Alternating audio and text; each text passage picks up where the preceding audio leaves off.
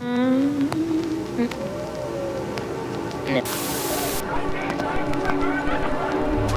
could say 100%, every single negative aspect of my life, women are entirely wrong.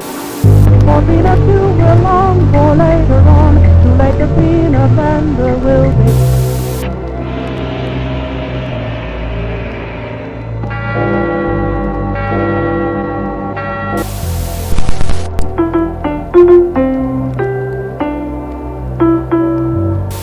Does that mean he lacks A, self-assurance, B, self-pity, or C, self-defense?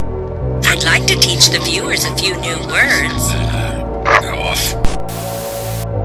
Tea's ready. Where did you get those flowers?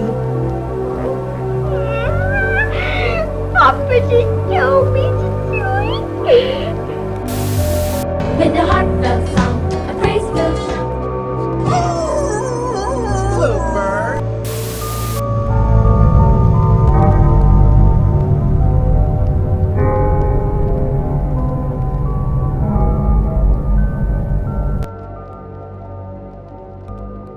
You guys remember waking up as a little kid and just watching whatever was on TV, channels like PBS. I'm talking about shows like Super Wide, Arthur, and Curious George. I even remember watching Barney on those old VHS tapes that my parents had. Yo, but could you imagine being that same kid today, sitting cross-legged in front of the TV? But only this time, something different comes on. A strange media channel that you don't recall your parents ever putting on. It's just called Kids TV, and the episode is titled Two Brothers. Hello and welcome to the show. This is Phil. Hello. He is the smart one. This is Ed. Hello. And on the screen you see two characters, one named Phil and the other named Ed. There's also a strange little creature they call Buggy. Phil wakes up to Buggy, reaching. Phil wants to get a closer look. And this is where this show takes a sudden and unsettling turn. You hear slow, heavy footstep echoing from somewhere inside the house on screen. And then, without any warning, Ed is gone. Just taken. No explanation, no warning. Just silence.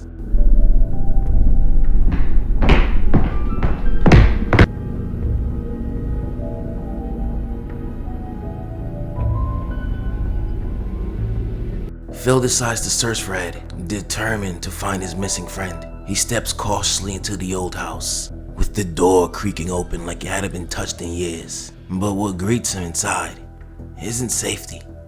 It's not answers. Nah, what he finds inside is pure, unrelenting misery.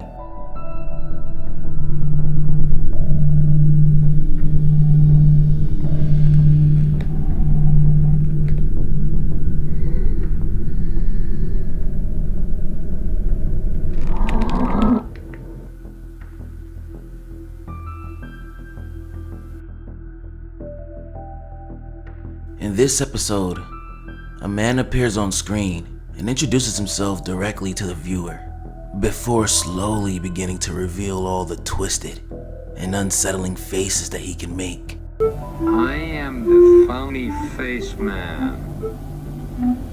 Watch.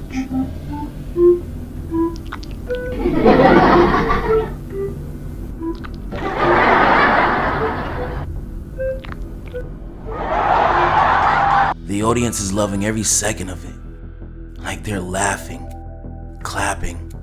They're completely entertained. Well, that is, until the funny face man pushes it way too far. And the laughter, it abruptly stops.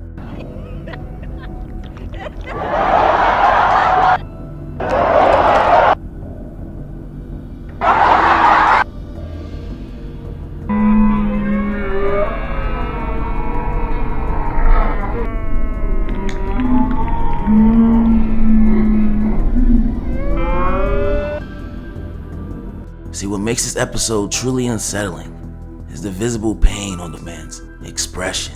Each time he contorts it, his eyes water, his movements shake. Every twist seems to hurt, Like, how is this a kid show? It raises a question. Is he being forced to perform, or is something far darker going on here? I mean, you do have some people who believe he was a captive of the network, trapped in an endless loop of pain and performance. And maybe after years of suffering, he made one final, desperate transformation, twisting his face so far that it ultimately killed him. Perhaps that was the only way out. And the most haunting part about this is that the audience kept clapping. The next episode is titled The Birthday Boy, and at first, it doesn't seem to have much of a story. Everything appears relatively normal. We see the birthday boy standing quietly in front of his house, but then out of nowhere, the house suddenly bolts away from him in a bizarre and almost comical fashion, help setting the tone for something far stranger.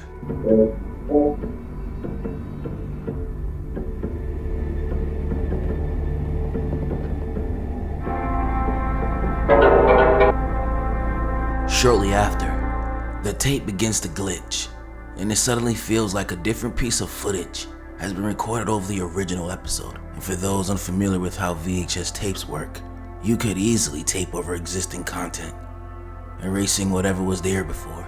And when the video returns, we see the birthday boy again. But this time, everything has changed. He's now standing silently in front of a pile of faces. Faces that look exactly like his, and it's just unsettling. And don't understand how it's made for kids, and it makes you wonder, are these the faces of other children who've celebrated their birthday here before him?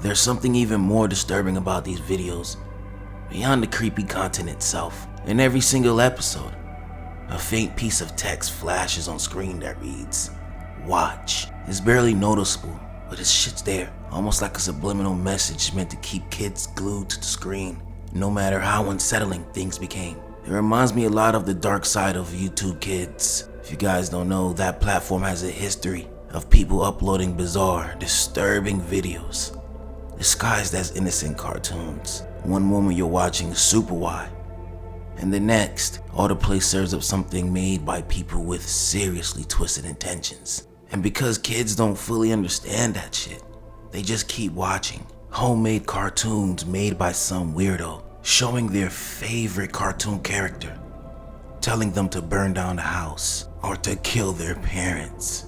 It's insane. I feel like that's exactly what's happening with these tapes. See the parents press play, see a harmless intro, and then they walk away from it, leaving their kids alone with something far more sinister than what they originally planned for.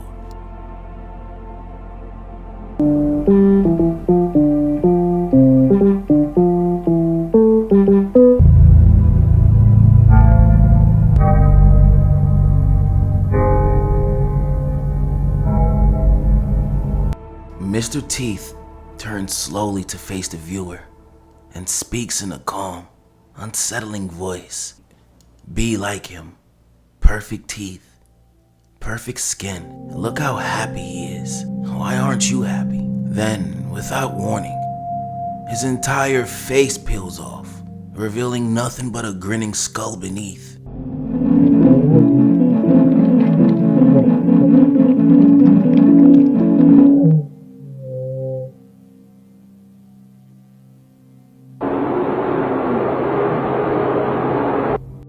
That's when the series takes its darkest turn yet. See, when I first started watching these videos, I assumed they were just eerie animations. Creepy, yeah, but harmless. But this episode breaks the fourth wall in a chilling way. Please turn off the television. Please turn off the television. Please turn off the Please turn off. It displays a message that feels directed right at the viewer. And then things get truly disturbing. We're shown a montage of what the show calls perfect teeth. Now, where these teeth came from is never explicitly stated, but it becomes horrifyingly clear they were likely taken, harvested from children, just like Mr. Teeth. Adding to the unease is a recurring detail: the sun. It had appeared subtly in every episode so far, always watching, but in this one, it plays a bigger role. We watch as its limbs are torn off on screen, and with each piece removed, the sun begins to die, its light fading out completely.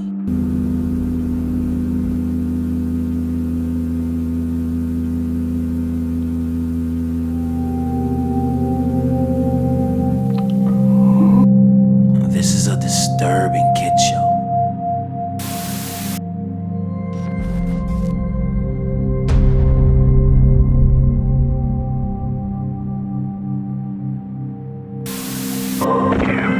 Closing all of a sudden. I'm sharing this with us.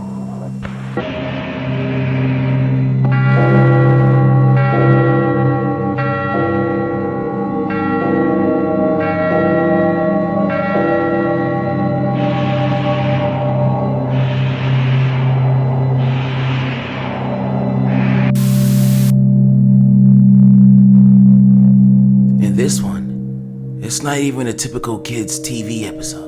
It feels more like found footage that someone wasn't meant to see.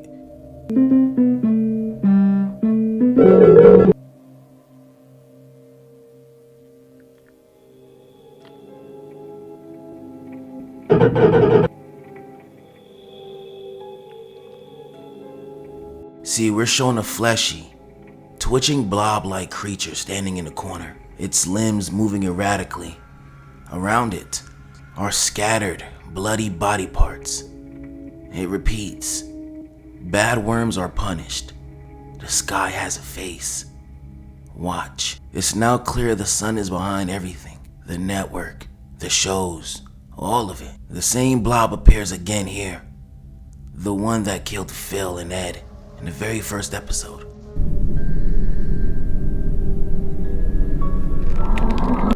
Now, maybe the limbs we see, maybe it belonged to them, or others like them.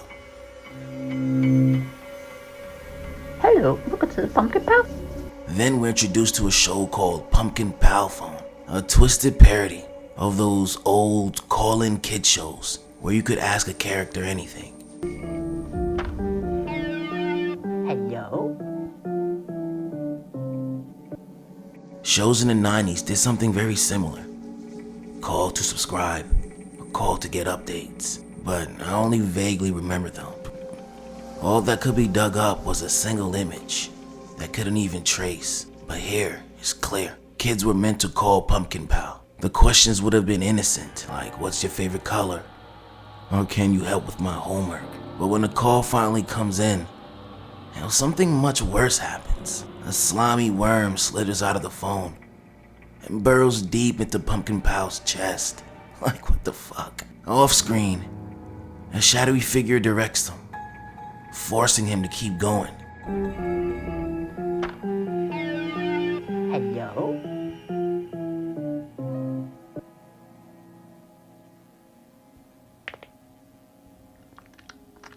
The worm moves deeper inside him, paralyzing his body. Then it splits his jaw wide open and whispers, "Do you want to know a secret?"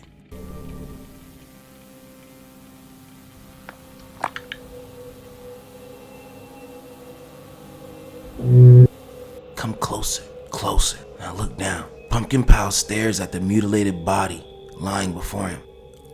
The person he just killed. Then, without any pause, the worms turn on him and begin to devour what's left.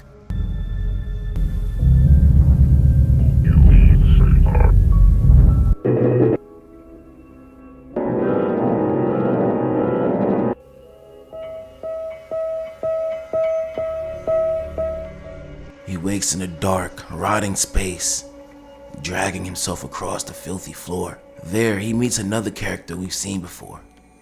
Both of them decaying together.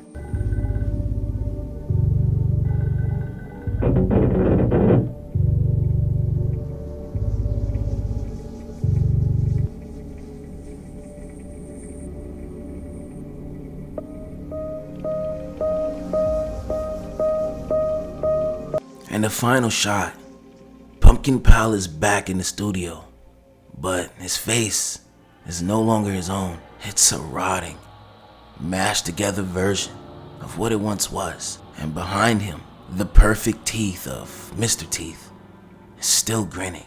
Man, what an insane kid show. Created in 1979 by a devout Christian couple, Ernie and Debbie Retino, Salty the Singing Songbook was designed to teach children Christian values through joyful music and song. With a heartfelt song, a praise-filled chant. Now, what no one expected was that this cheerful Blue Book character would leave behind a trail of childhood trauma that apparently stretched for decades. In the earliest versions of this, Ernie Retino himself wore blue face paint and a strange afro wig to portray Salty. Later versions ended up using prosthetics, and eventually a full animatronic costume was developed. But none of that shit could mask the deeply unsettling nature of a grown man pretending to be a giant blue book with a human's face. The uncanny valley was in full effect here, and the result was just bizarre. We needed something that kind of told the story more, that caused the story to happen, that tied the songs together. And things only got worse when the Retinos introduced Salty's companion, Blooper the dog. Instead of using a real dog, they opted to dress a person in a bizarre half-dog, half-man costume, leaving just enough human features visible to make things deeply uncomfortable for everyone on set. Blooper. One reviewer described Blooper as a demon dog straight from your subconscious. Children watched with confusion and fear as actors petted what was clearly a man in a costume, complete with a floppy tongue and unsettling energy. This is quite the nightmare fuel. I don't know how they got cleared to put this mascot on TV. And despite all this, Salty's reach expanded rapidly, popping up in churches across the nation, teaching biblical lessons through song. Man, but for many kids, those messages came wrapped in a surreal, nightmare-inducing package that they apparently never forgot. That is no child mascot. That shit ugly as sin.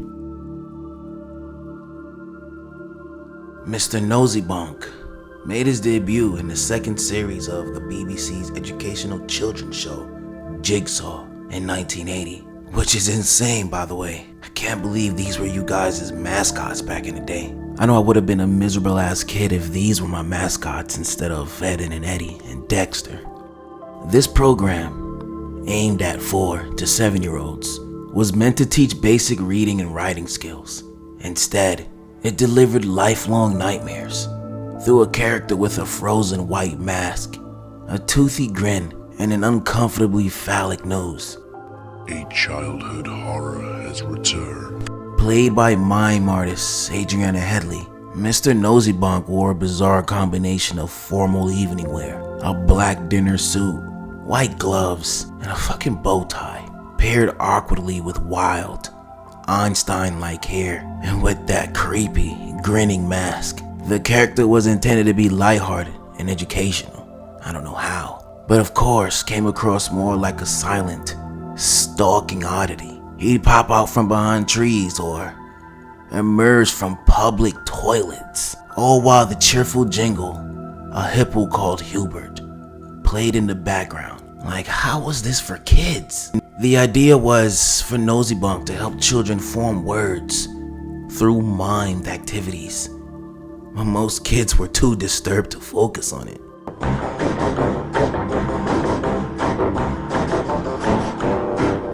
Despite only brief appearances in each episode, Nosybonk became the most infamous part of Jigsaw, imprinting his eerie image into the memories of an entire generation. Much of Jigsaw has since been lost to time, surviving only in scattered fragments online, but Nosybonk lives on, inspiring modern horror adaptations, like the YouTube series Nosybonk Returns, and even influencing characters such as Mr. Chuckleteeth in the X-Files.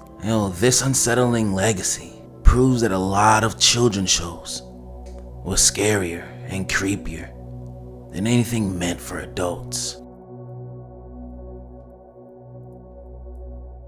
Between 1991 and 1999, the BBC's Saturday night lineup was dominated by one unmissable program, Noel's House Party. Set in the quirky, fictional village of Crinkley Bottom, the show mixed celebrity guests, outlandish pranks, and weekly sketches that captivated British audiences. But out of all of its segments, none left a stranger legacy than those featuring Mr. Blobby, a towering, pink polka-dotted creature with bulging green eyes, a fixed, unsettling grin, and a voice so bizarre it deserves its own discussion. Mr. Blobby likes to be comfortable, so it's important that he's happy with the seating arrangements.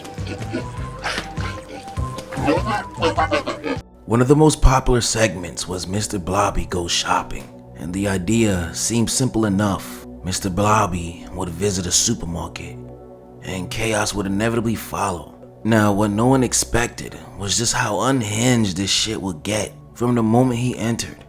Blobby couldn't manage even the most basic of tasks, tripping over himself, destroying displays, and causing messes without a hint of regret. His attempt to use a photo booth resulted in a collection of warped images, somehow making his already disturbing appearance even worse. But it was his voice that truly pushed things into the realm of the surreal. Blobby only ever said the word Blobby, yet the electronic modulation made it sound like a fever dream, ranging from cheerful babbling to something that bordered on unholy screeching. When frustrated, his breathing would deepen into low, guttural sounds that resembled demonic growling more than family-friendly fun. I mean, at one point, he completely loses control at the checkout, wielding the baguette like an air guitar while shrieking with manic energy. Store employees and customers often looked on with plastered smiles, barely hiding their unease. You could tell no one wanted to be there. Wonder Bread is a staple of our diets. It's so versatile.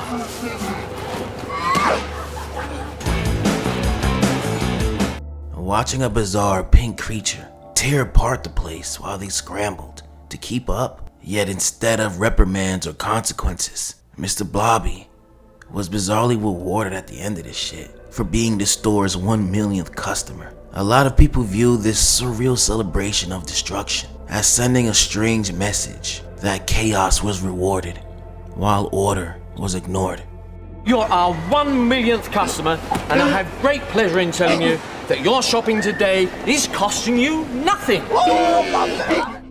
And somehow, Mr. Blobby became a children's icon, despite embodying the exact opposite of what you'd want kids to imitate. Man, what was intended as silly entertainment ended up feeling more like a fever dream nightmare that was broadcasted live on primetime TV.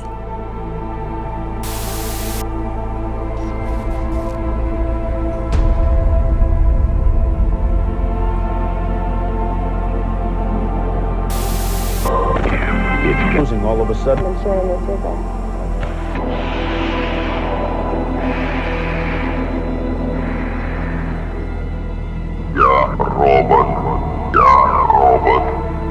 Приступаю к твоим обязанностям.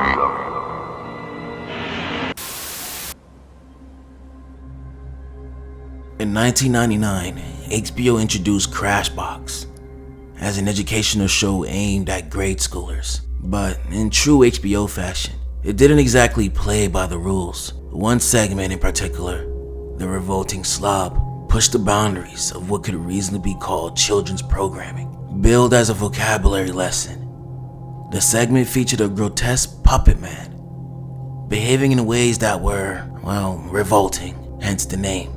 Does that mean he lacks A, self-assurance, B, self-pity, or C, self-defense? Each episode followed a predictable but stomach-turning formula. The slob would be caught doing something vile, picking at his teeth, drooling over moldy food, inspecting his own earwax, or just generally being covered in filth. Meanwhile, a calm, proper female narrator would present 3 vocabulary options to describe his behavior, prompting kids to choose the correct word. Words like repulsive, indigestible, and queasy weren't just part of the lesson. They were accurate descriptions of what the hell you were seeing on screen. But one episode in particular crossed the line. The word of the day was flirting.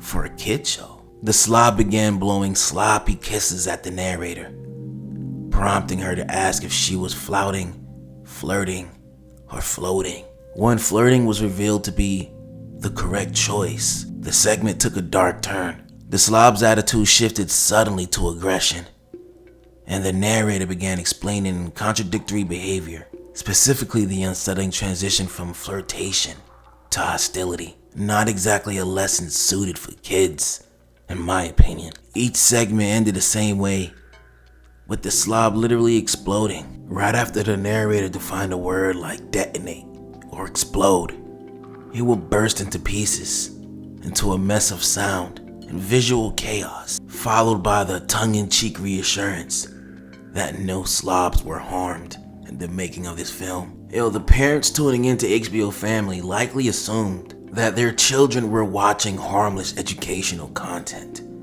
I mean, technically, that was true, but damn, they were also watching a character who ate styrofoam, who lived in filth, obsessed over his own bodily functions, and exhibited disturbingly inappropriate behavior toward his co-host. I'd like to teach the viewers a few new words.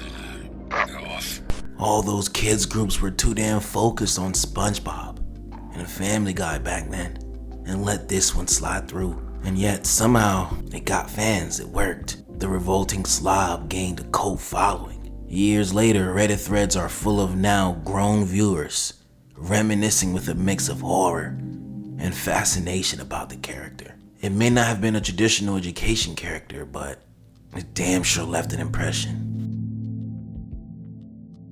Sarah and Hoppity was a British children's show that aired between 1962 and 1963. And while it might look innocent at first glance, that shit was anything but comforting. The show followed a young girl named Sarah Brown, whose parents ran a toy hospital shop. In the very first episode, the old man strolled in, claiming to have found a broken toy in a goblin ring. If you wind him up, he can sing and dance. How can he dance when he's only got one leg? It's a falling over dance. I tell you, there's no one more clever than Hoppity. Hoppity?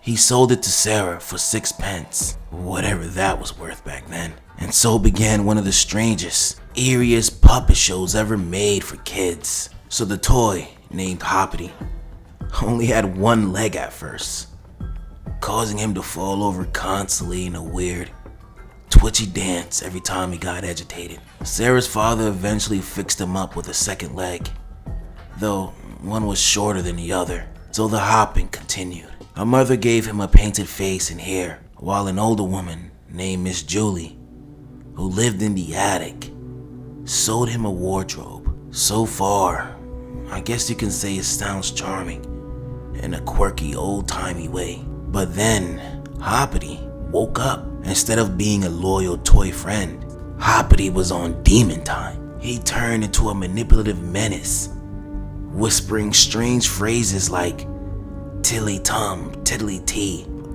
followed by a suggestion that always led Sarah down the wrong path, a real devil on the shoulder. Diddly diddly dum! Alright then, I will do it. Diddly dee! Look at it, Aunt Matilda. I am looking at it. Where did you get those flowers?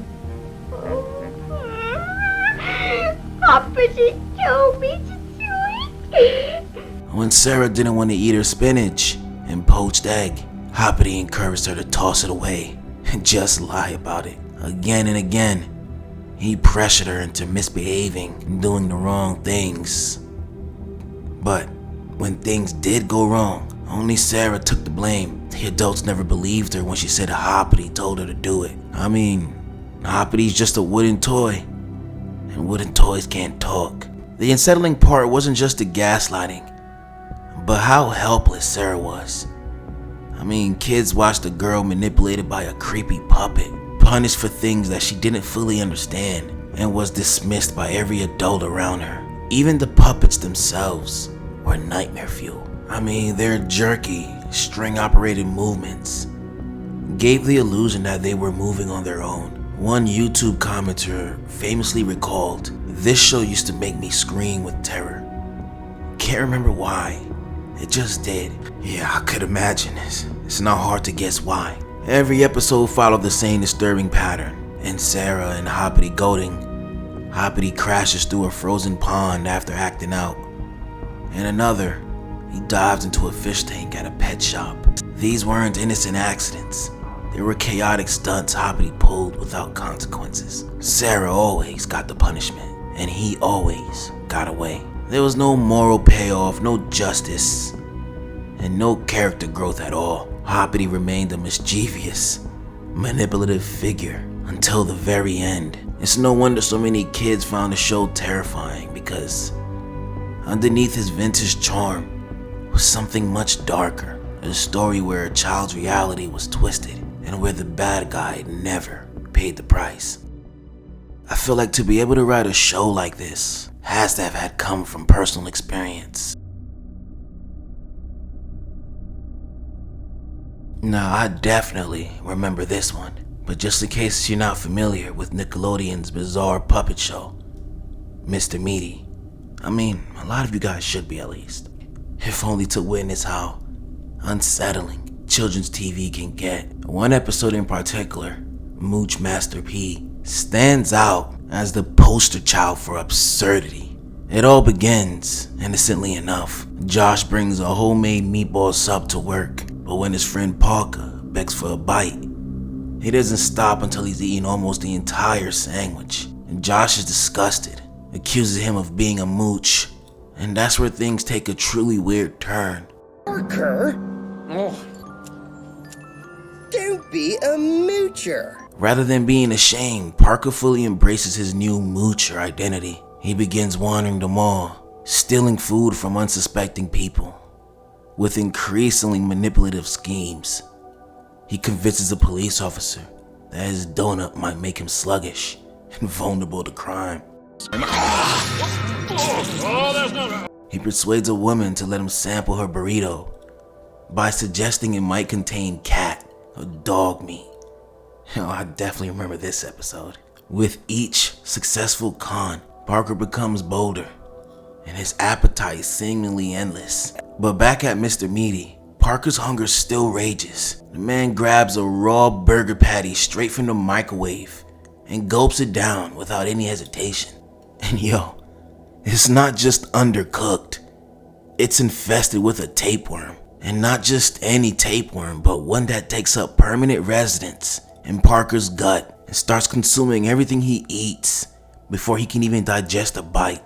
Oh, Josh! You gotta help me! I can't eat anything without him disappearing! But even as a kid, this episode was weird to me. Parker starts to notice that no matter how much he mooches, the man is never full, and the parasite grows rapidly, causing a nasty looking bulge in his belly.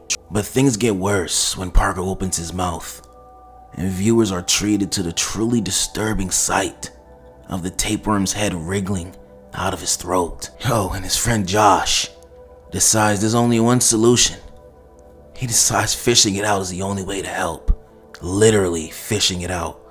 The man grabs a fishing rod, baits the line, and dangles it in front of Parker's mouth. The tapeworm, drawn to the food, stretches even further out, looking more like something from a horror movie than a kid's puppet show, especially one on Nickelodeon. Josh casts, hooks, and reels in the parasite, and just when you think everything is over, an Australian zookeeper, who is definitely a parody of the late Crocodile Dundee, an Australian zookeeper suddenly appears out of nowhere and offers to buy the tapeworm, and Josh and Parker are relieved to be rid of it, and they happily agree. But this man doesn't want to study it. He swallows the worm whole, explaining that he plans to use it for weight loss. So yeah, my apologies if you happen to be snacking during this episode, but I had to put this one in here.